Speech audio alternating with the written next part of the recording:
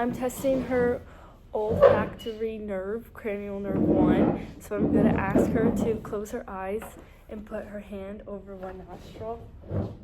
Okay. Now I'm going to ask her to guess the flavor. Okay. Do I smell it? It's underneath your nose. Oh, I don't know. Vanilla. It's vanilla. If she wasn't able to smell this, she would have anosmia, which also comes with the symptom of not being able to taste things. I'm going to use this ophthalmoscope to perform an optic disc exam. When I do this, I will be looking for the sharpness and clarity of the disc outline. If I see a blurred disc outline, it can indicate a papilledema, which is increased intracranial pressure, which could be a tumor. I'm also going to look at the retina for any lesions, which can affect eyesight. And then I'm also going to be looking for the veins and arteries in the eye to see if there's any abnormalities. So we're going to turn it on.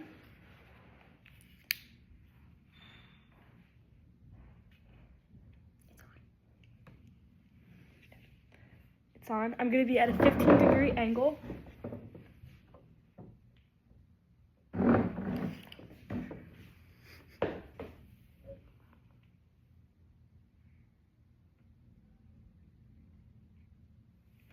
Nice. How do I do the other side?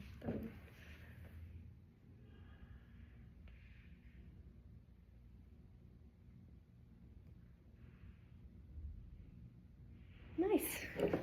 No lesions, no abnormalities, and everything's sharp. Okay. Next, we'll be testing cranial nerve 2. So this is the Snellen chart, and this is going to be used to test visual acuity. So I'm going to have her stand 20 feet away, and I'm going to have her read the lowest line you can without messing up. NPXTZFH. NPX. Okay, perfect. So that means she can see more than the average, because it's 20 over 15. Okay. This next eye. NPXTZFH. Perfect. This nerve can also be done using the Rosenbaum card. Okay, next I'm going to test the visual fields for the optic nerve. So I will be doing a peripheral vision examination in all 6 fields. Okay, ready? Close one eye. 1, 2, 3, 1, 4. I can see the tips of your fingers. Now it's gone. Oh, there's a 5 there. Okay. Next, I'm gonna have her do the other eye. Oh, 1, 2, 3, 4. 1, 2, 3. Perfect. Next, I will be doing the optic and ocular motor nerve test. So I'm gonna instruct Allie to look at something right behind me, and I'm going slightly one side. So first, I'm gonna shine the light on her right pupil and watch if the pupil constricts. Ooh. Okay, constricted. Now I'm gonna do the same thing again, but watch her left eye. So this is indirect. Okay, now we're gonna go to the other side, and I'm gonna do her left eye. Okay, it constricted. Now I'm gonna do the same thing, but I'm gonna watch her right eye for the indirect. Nice. Okay, if both eyes constrict with light stimulation on the normal side, but it doesn't constrict on the lesion side, that would be a cranial nerve 2 lesion. And if only one eye constricts with light stimulation on both sides, that means the lesion on the one does not constrict, which would be a cranial 3 lesion. Okay, now I'm testing just for the ocular motor nerve. So the first thing I'm gonna do is have her look at a distant point. Okay, and I'm going to be looking for ptosis, her pupil size, and if it's normal, which would be a scoria, because they're the same size. And then I'm gonna have her close her eyes and look for a blepharospasm. Wow, it spasms. Thanks. Okay. Okay, now I'm going to do the convergence exam. So I'm gonna have her stare at this pencil, and I'm gonna go towards it, and I'm gonna look to see if both the eyes come together at the same time and leave at the same time. Next, I'm checking for doing the accommodation test for the oculomotor nerve. So I'm gonna put my finger right here and have her look at it while I'm looking at the right lens and look at the wall. Okay. Next, I'm gonna do the other side. Okay, next I'm at her left eye. So she's gonna look at my hand and then look at the wall. The point of this test is to observe for thickness and lens change when she focuses on a near sight and a 4. Okay, wait. Next, I'm checking for 3 cranial nerves. So I'm checking the abducens nerve, which is responsible for the lateral rectus muscle. I'm looking for the trochlear nerve, which is responsible for the superior oblique muscle, and then all the other muscles, which would be superior rectus, inferior rectus, medial rectus, and inferior oblique, is going to be responsible for the ocular motor. That's what innervates it. Okay, so I'm going to do an H, an X, and space. Okay, so first is the H. This is testing his inferior rectus, superior rectus. This is going to be his medial and lateral rectus, superior rectus again, inferior rectus again, medial and lateral rectus again. Now for the X, this is going to be his inferior oblique, follow my hand, superior oblique, inferior oblique. Okay, the next thing that we're going to be testing is nerve number 5, which is the trigeminal nerve. So my first exam is going to be testing her temporal and masseter muscles. So to test for her masseter muscle, I'm gonna put my fingers. I'm gonna stand behind, even though it says stand in front. So I'm gonna put her fingers right where her masseter would be, so right here. And I'm gonna have her chew, like bite down. Okay, and that I'm gonna feel I feel symmetry between the two sides of the muscles. And yeah, I feel the muscle moving. Next, I'm gonna do her temporal. So I'm gonna put her hands right here and have her do the same thing. Okay, and it comes up again, which also tests for symmetry. So everything's good. Next, I'm testing for her jaw reflex, or not jaw reflex. Next, I'm testing her jaw strength. So I'm gonna put one hand on top of her head, one hand on the bottom, and I'm gonna have her open, and I'm gonna try to push up. Now I'm gonna put it again, and I'm gonna have her try to close. Oh, that's fine, that's it. Okay, next I'm checking her jaw reflex. So I'm gonna have her open her mouth and relax. I'm gonna place my non-dominant thumb on her chin with a little bit of pressure, and I'm gonna hit it like 2 to 3 times. So the first time you saw her jaw open a little bit, that's the reflex, because it quickly moved. Okay, next I'm checking for her corneal reflex. So I'm gonna put the cotton ball on the side of her eye and just see if it freaks out. Next I'm checking for her corneal reflex. So I'm gonna have her look to the other side and relax, obviously. And I'm gonna poke the cornea but very lightly with this cotton ball. And I'm gonna look for response. Okay, ready? Okay. It's in my eye. Her eye twitched. She blinked and got a little cotton in it. I would do that for the other side, but I'm not going to. Okay. When I was testing the corneal reflex, I was testing for the trigeminal and the facial nerve. The trigeminal is the afferent and sensory nerve, and the facial nerve was the efferent and motory one. So she sensed it, which was the trigeminal, and she moved, which was the facial. Okay, next I'm going to test the muscles of facial expression. This will be related to the facial nerve. The facial nerve also supplies taste to 2/3 of the tongue. So the first thing I'm gonna have her do is close her eyes. Okay. The next thing I'm gonna have her do is raise her eyebrows or elevate her eyebrows. So the next thing I'm gonna have her do is puff up her cheeks.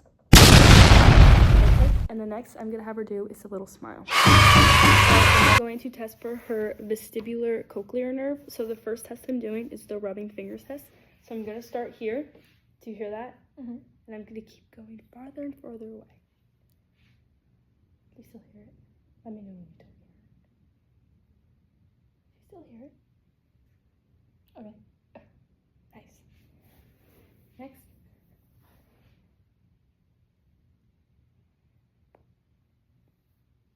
No, you're good. Oh. Okay.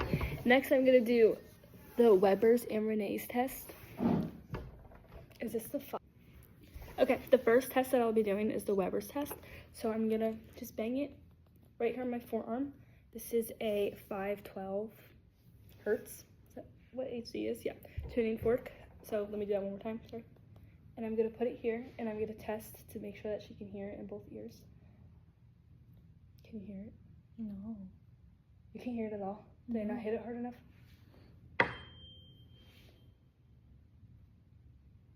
Can you hear it? Mm-hmm. Okay. Does it sound any louder in any certain ear?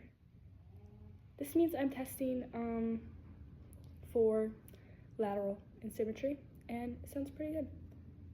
You can take it now. State that. Oh, okay. Now, if she did have abnormal lateralization, then I would perform the Renee's test, but only on the ear that was louder. So the Renee's test I'm going to do on her right ear, just for show. Here she is. I'm gonna put it on her, what is that, your mastoid? Mastoid process. And then I'm gonna she's gonna let me know when she can't hear it anymore.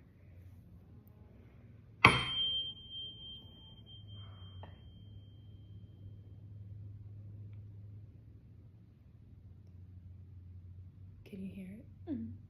Okay. Just keeps ringing.